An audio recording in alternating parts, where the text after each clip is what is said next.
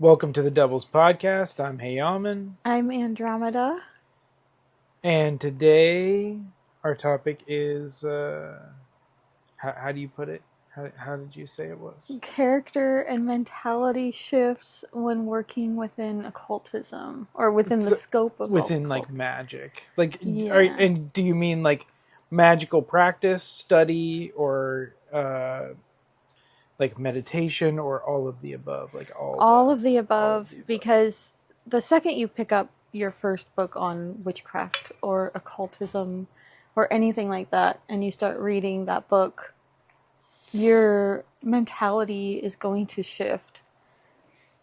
Yeah, and I still to this day, of course, because I'm not, dead yet, but my magic, my my my ability to like read a book and have it psychically change, like you're looking at words and they're arranged in a certain way in a certain language, and they're causing an effect on your brain as you are moving through the reading of them, Yeah. And it's like the images they paint, the feelings they invoke, the experiences being shared, and even just reading a ritual. Like if there's a typed out ritual in a book or something, and I read that ritual, I feel it. Like I'm going through the steps astrally when I'm doing that. I mean, when I'm reading meditations, I'm doing the meditation as I'm reading it, and it's become very easy for me to do that. I think it's just the way my brain works, but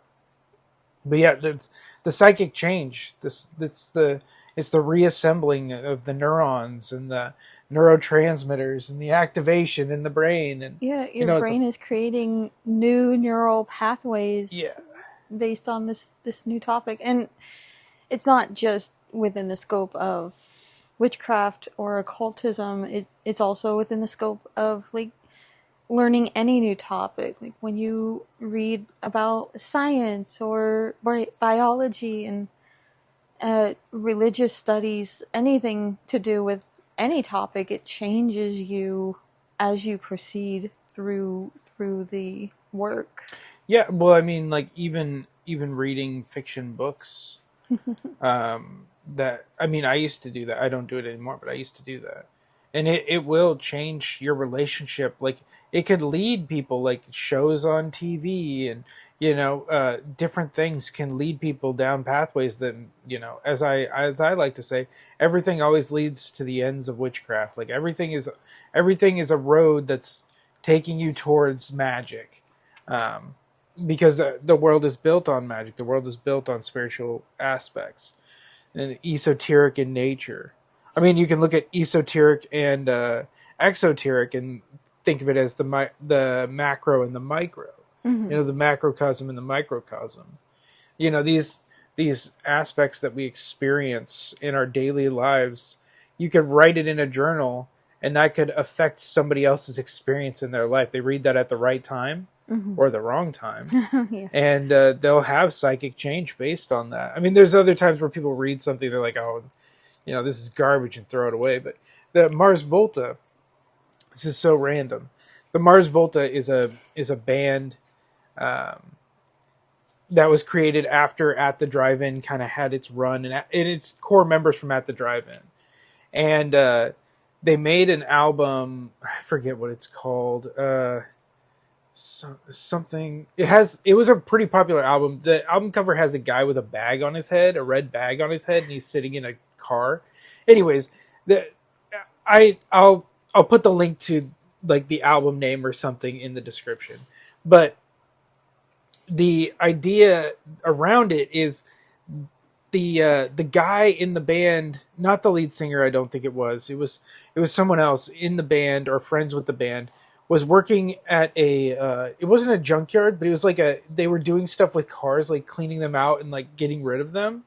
And there was this car, and they found this this notebook in the car, and it had it was a journal with the name of the guy who's who the album's about. I forget.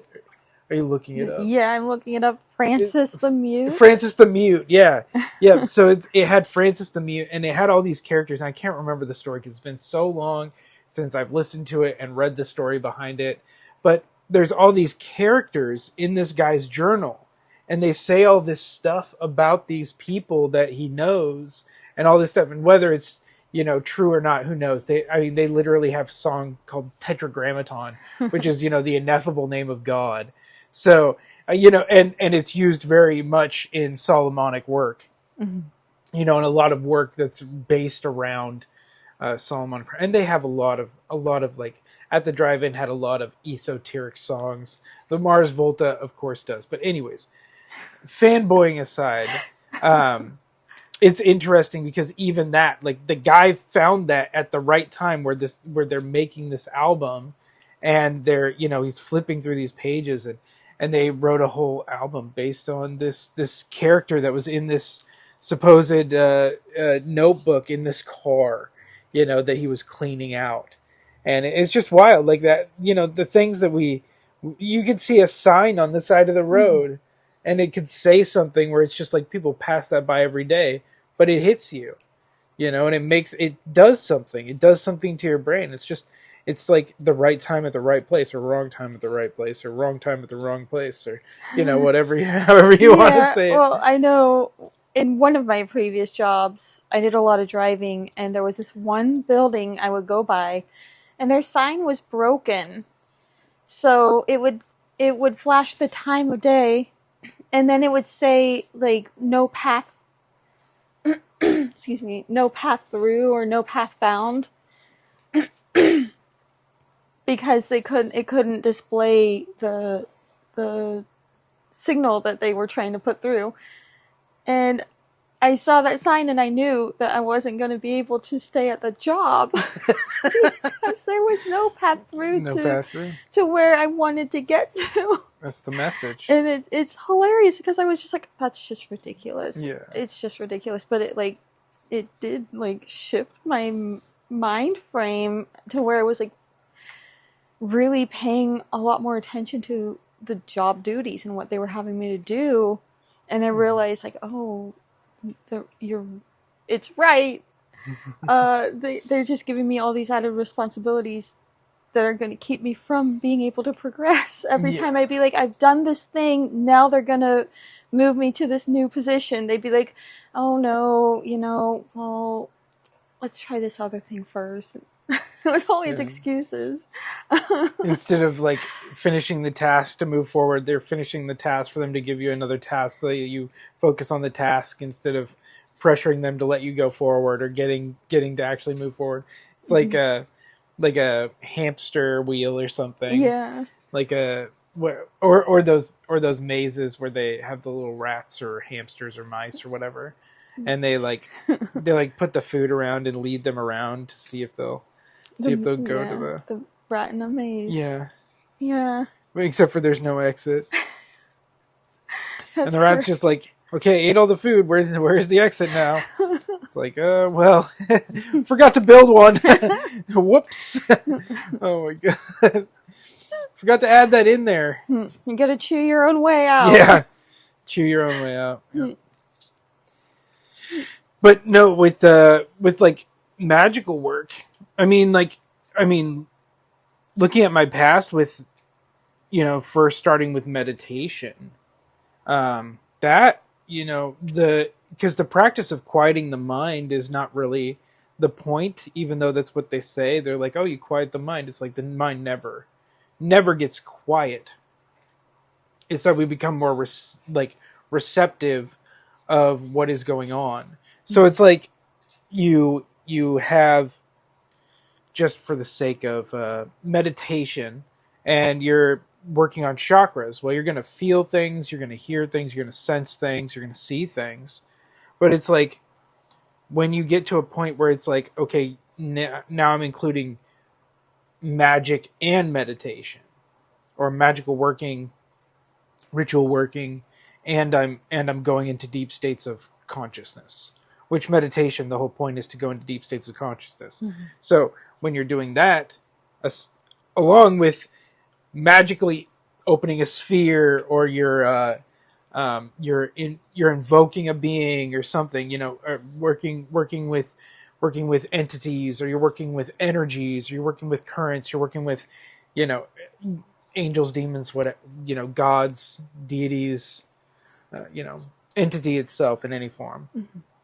And you're invoking into yourself this energy, because you're usually, when you're doing magic, it's not, evocation is like the hardest thing to do. Invocation is the easiest thing to do. So you're doing that, and you're sitting with that, and you're meditating, and you're becoming aware of all of the things that are within you that this being is trying to show you, whether it be for your detriment or for your well-being. And not like they're trying to detriment you, but I mean, like, they're trying to show you the detriment inside of you, and they're trying to show you the well-being of yourself. So you're doing this work, and you're growing psychically, you're growing in ways that you have to prepare for it, but yeah, it's gonna make a great change within you. I mean, when we used to do Lilith rituals together, I did them by myself a lot, but we would do these big rituals, just the two of us, or just myself. Mostly it was myself, um, but it was like the beginning of what I'm doing now. And it's like, and all of our prior magical working together, it's led us to a point where it's like, okay, this is where we're at now. And it's not like in a way where you're being guided down a path, and you're going to open up in so many ways when you're doing the work. And that's why it's always best to like start now. It's like, what can you do right now? Well, do the smallest thing, and then, what do they say, the 1%, like you improve 1% every day or something. Mm-hmm. Yeah. Meditate for 5 seconds. The next day, meditate for 10 seconds. It's not, but I'm saying this because it's like, when we're doing any sort of work, it doesn't matter how minuscule or how great it is, we're having the same changes. We're just able to turn the dial up a little further every time. And we're allowing our psychic ability to, our and it's not even like our psychicness of like being able to see into the future, or divine, or what have you. Those things come with this, but it's our psychic nature, our ability to use our mind as an energy current to connect to other worldly things, to invert the veil, so to speak, so that you can cross into it. Yeah. I was getting distracted. Oh my god. No, it's fine.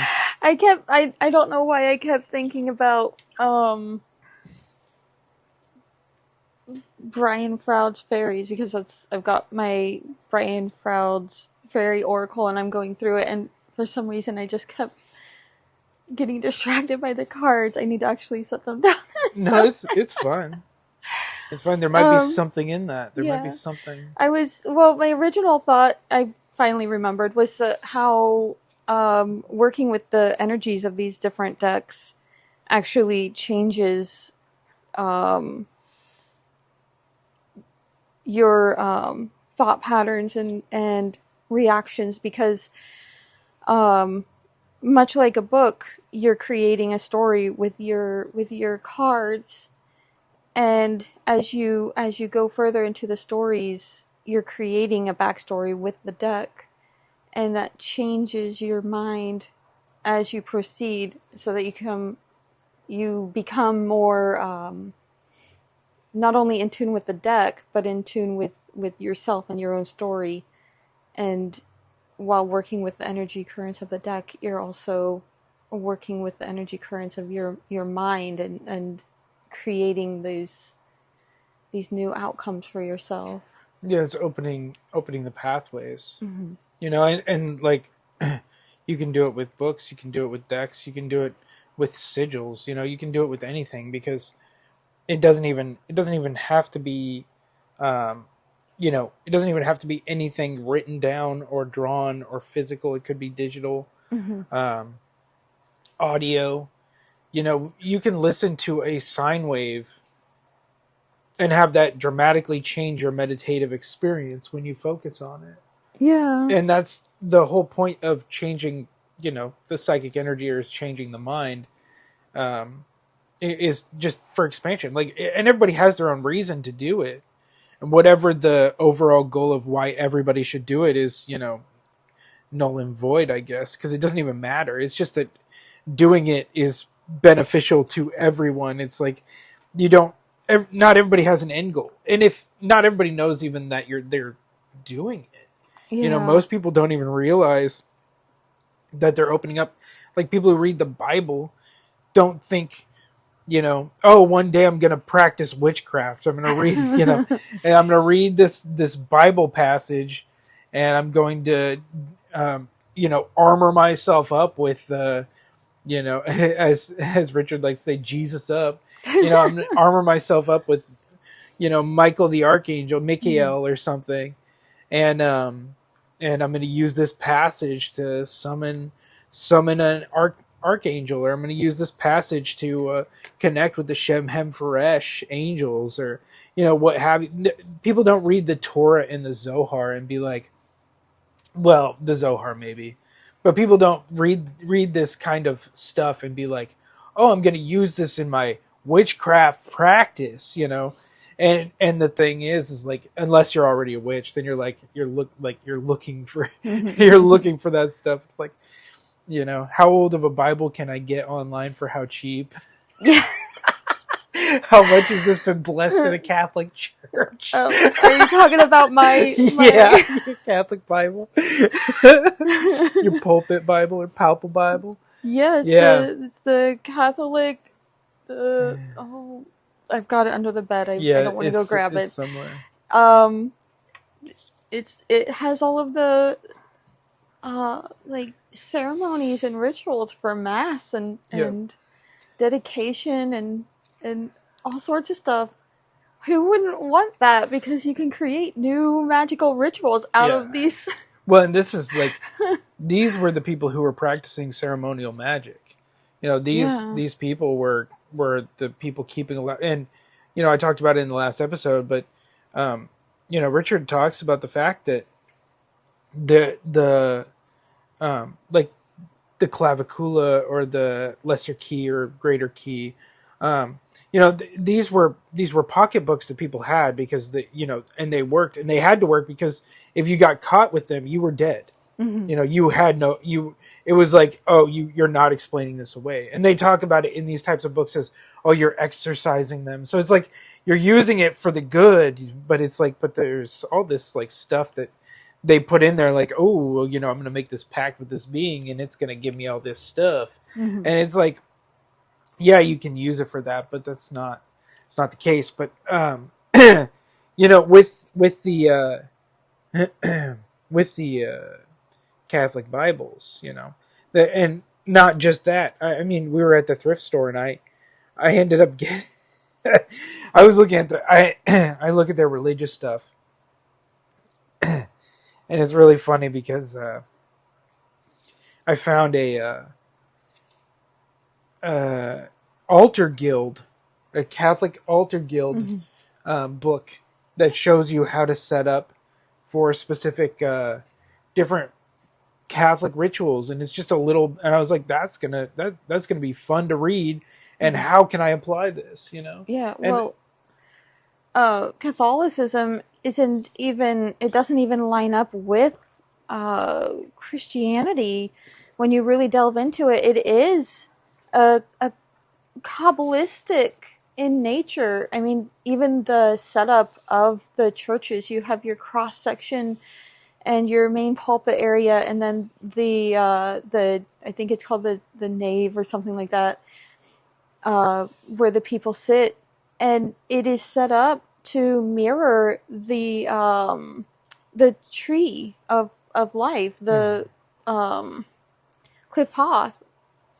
Is it the Cliffoth? No, I always get them mixed up. Yeah, the Cliffoth is the tree of shadow. Okay. not the tree of clip death. off. I always get them mixed up. But Sephirotic tree. Sephirotic tree. Yeah. Sorry, I am not. or you can just say the bright tree or the dark tree. That's what Mark says. Mark says the bright tree or the dark tree, and obviously I don't practice the same type of magic as HeYamin. But the different practices that they have created in Catholicism mirror the practices that are presented when you're in the Golden Dawn.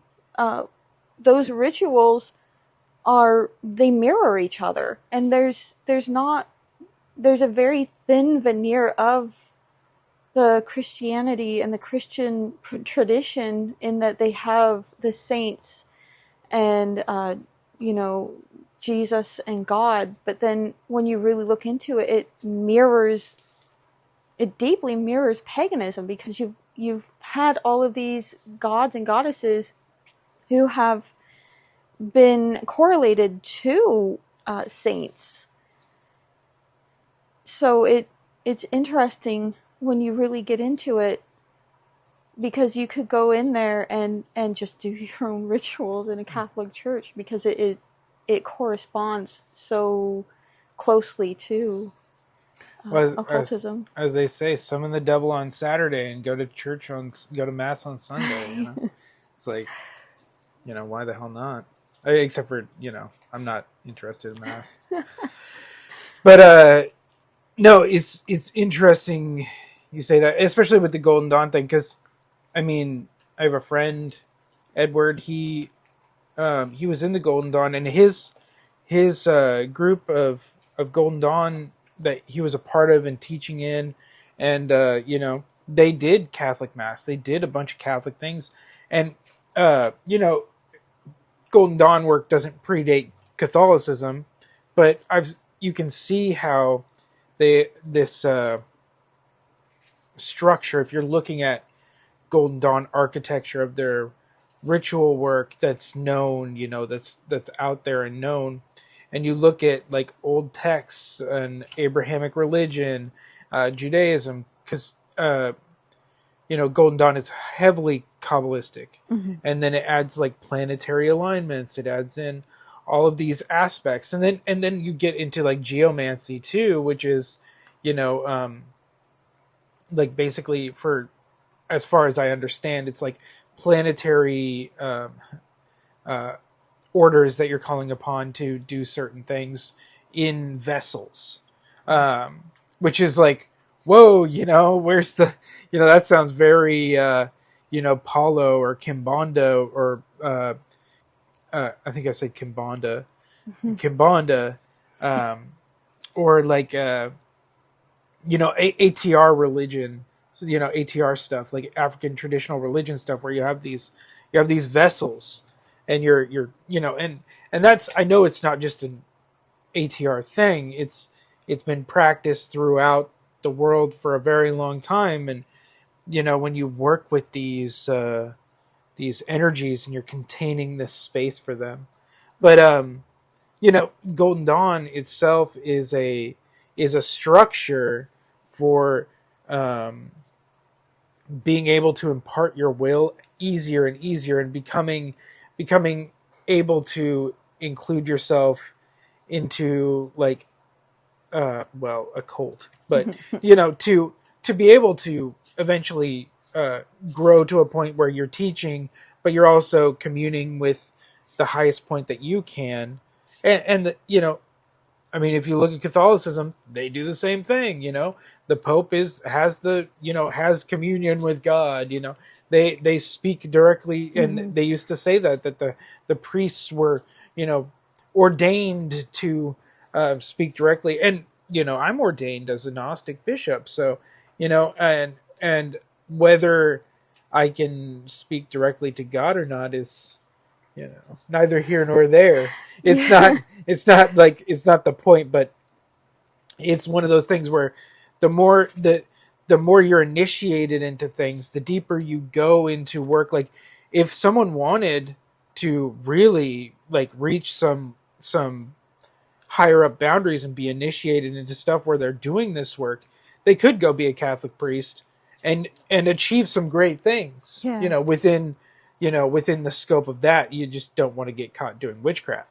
But like if you're doing that work, and there's things that Catholic priests do that we don't even understand in correlation to like the work that they do behind the scenes for the congregation, for the magic they're doing, and it is old magic. And but when we're looking at this sort of stuff, these are generational things. These are passed down, and if you want to be like, why people always go to like older covens and being initiated into an Gardnerian coven, or or something that's carrying a lineage. There's this one in Italy that's really popular, and they're being or draconian initiations, or like stuff like that, like where you're being handed down a lineage, like I was for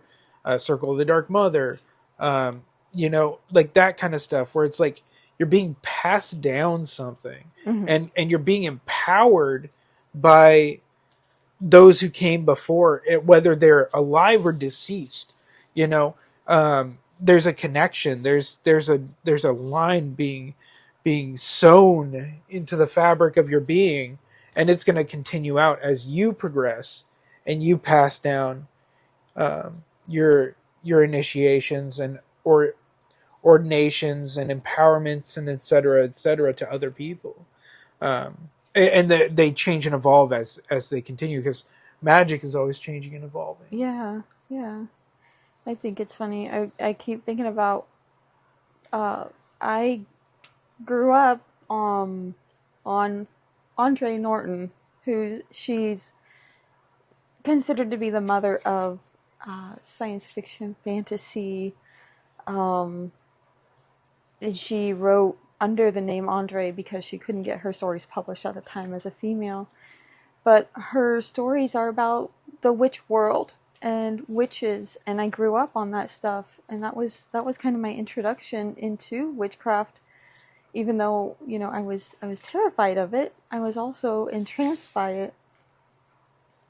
And I think it's very funny because it led me to my search for real witchcraft, real magic, because a lot of people around me were like, magic's not real, it's, fantasy, and you're mentally unwell if you're doing it. And I was just like, I believe that there's something else there, and it really changed me.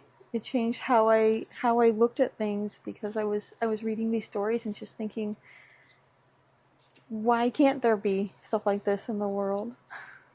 Yeah. Well, that's like my,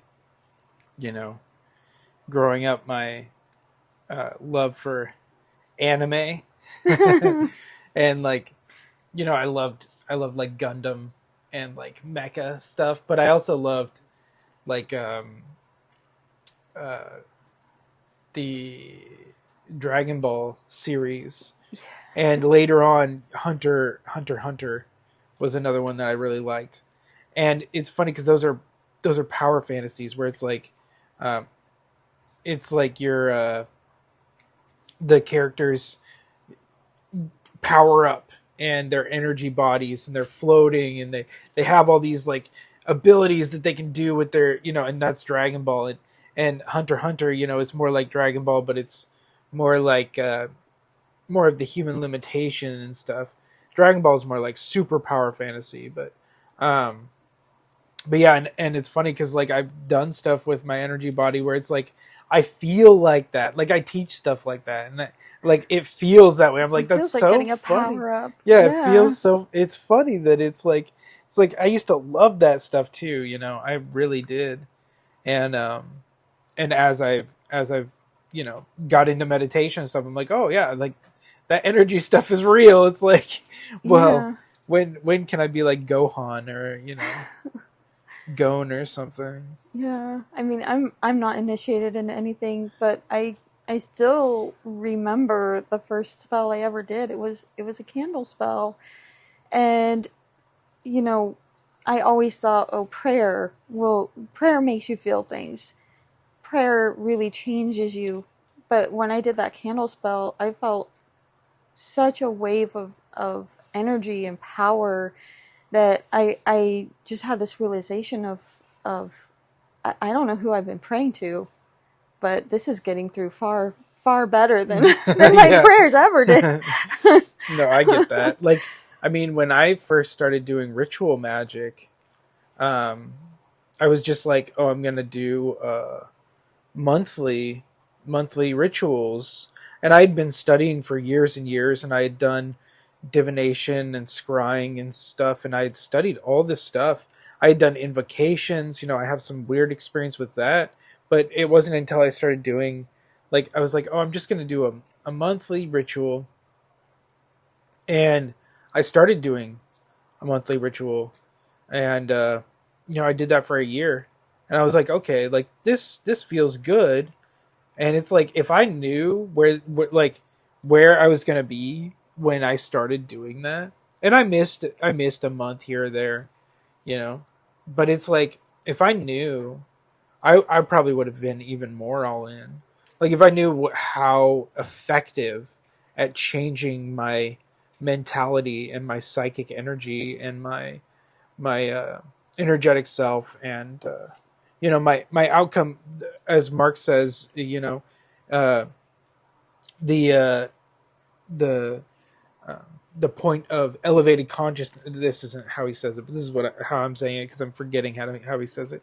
But like elevating your consciousness, and like that's what it is. Like pure enlightenment, like attaining enlightenment is the whole purpose, and that's how he talks about it with Circle of the Dark Mother and like Gnostic and Kabbalistic practices. He's looking for his enlightenment, and I get that. Like, and it's about like, yes, we should have practicality, we should have stuff, but it's like, no, like that's the whole point, like being able to raise and elevate yourself, elevate your consciousness, elevate those around you, and move through the channels and pathways that allow you to open yourself up.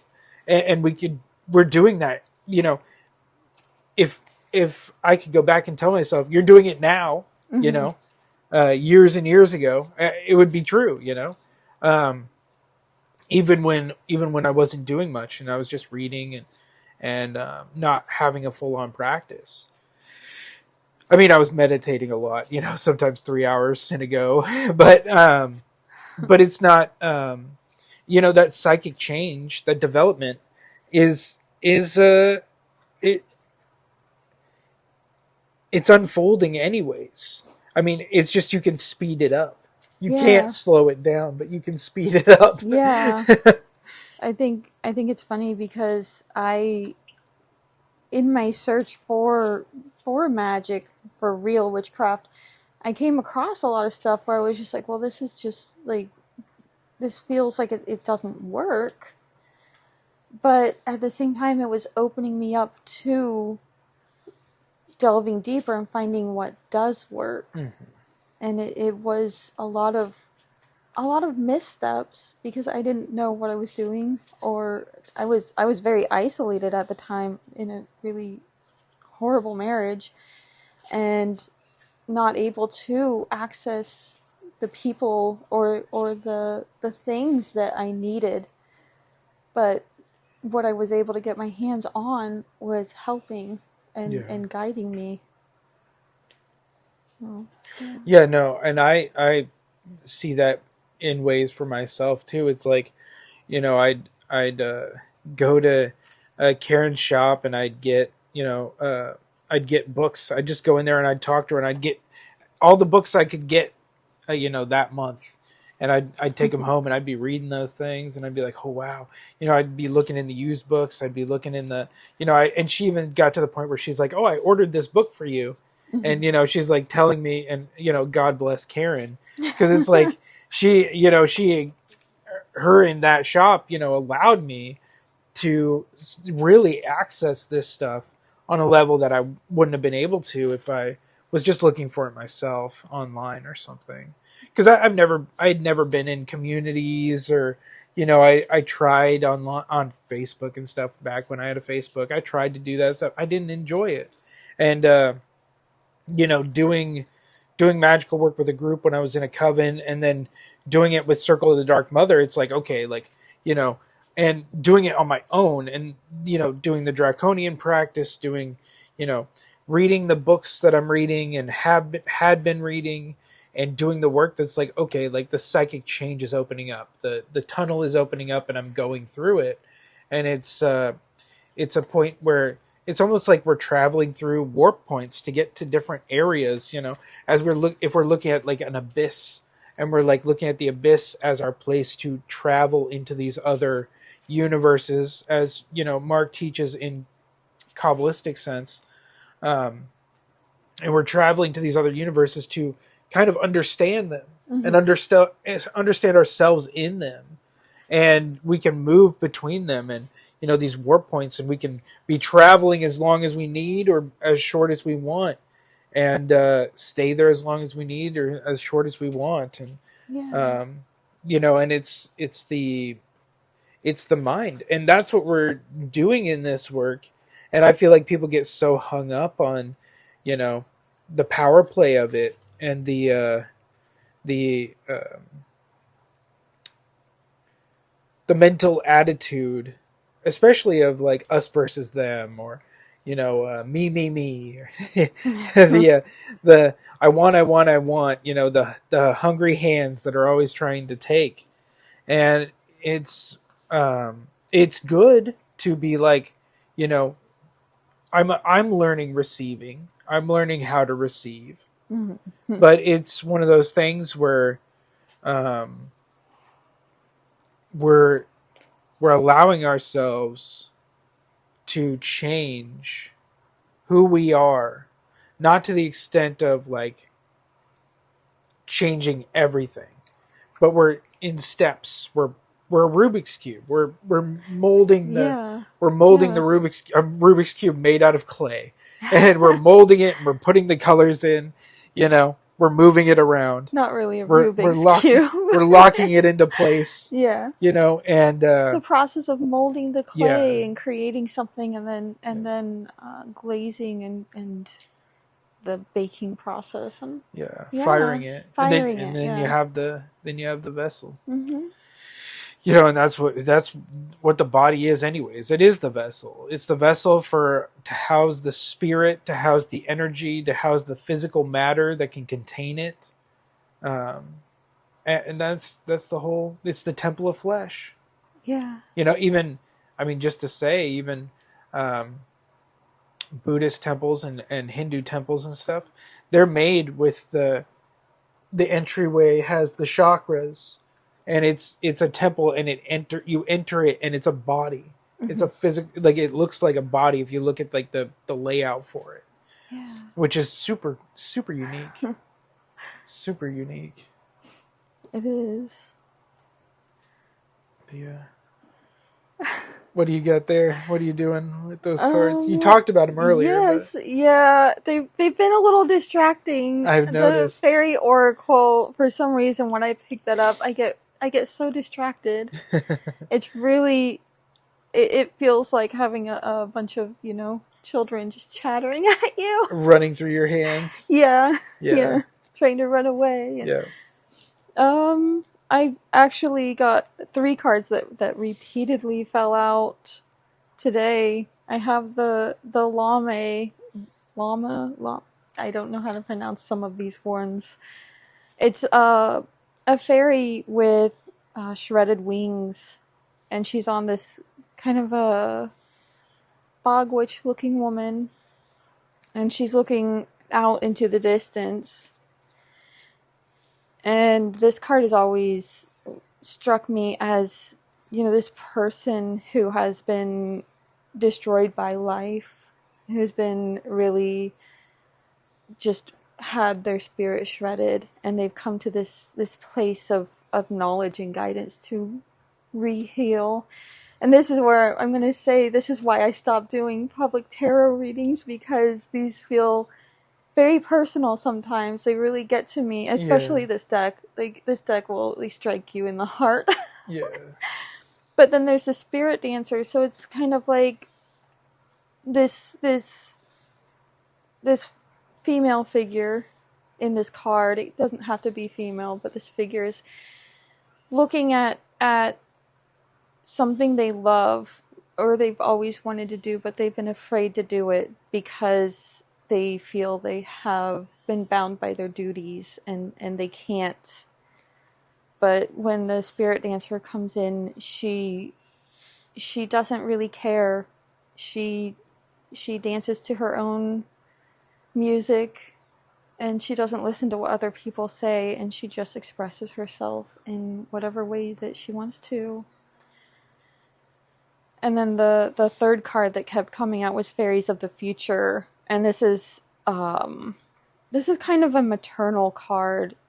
You have your mother figure. She looks like she's very pregnant, and she's holding a nut. And there's all of these fairies surrounding her who are looking to the future. And it speaks to the process of nurturing, waiting, that you want to rush into the future. There's a very big sense of just wanting to leap forward. Some of these figures are poised as if they're going to jump as quickly as they can, but they're waiting. So it is very much the process of having been broken down by life expectations and the belief of what you needed to do, and coming to this place of realization that you can't live by the rules of the world that you've been placed in. We're not really meant for that. We're spiritual beings, and in this life we're placed with a set of expectations growing up, and we try to mold ourselves and fit ourselves into that box, and then you kind of come to a point sometimes where you realize that it's not where you are supposed to be. But in order to get to that next step, you have to rest and heal. And that's why I say this is a very personal reading, actually, because this is my path right now of just needing to rest and heal and incubate. Yeah. Yeah. So that's the cards that kept flying out at me, distracting me.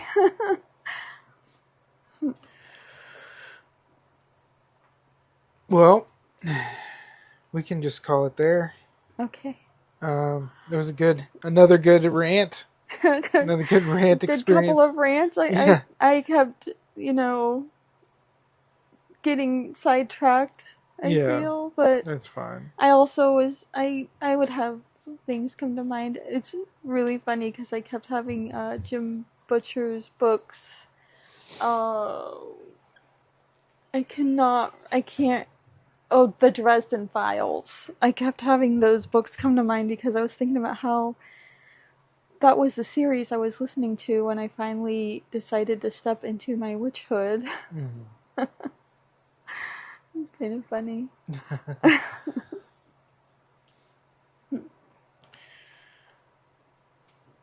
Well, there's links down below if you're interested in anything. If you like this, like it. If you want to subscribe for more, subscribe. We post these. We try to do it every Monday and Friday. Mm-hmm. So around 2 o'clock. And so if you like it. If you want to subscribe, go ahead and share it. If you find you think anybody will be interested in this. And we've got links to everything in the bio area of YouTube and down below. So in closing, the darkness in me sees and honors the darkness in you.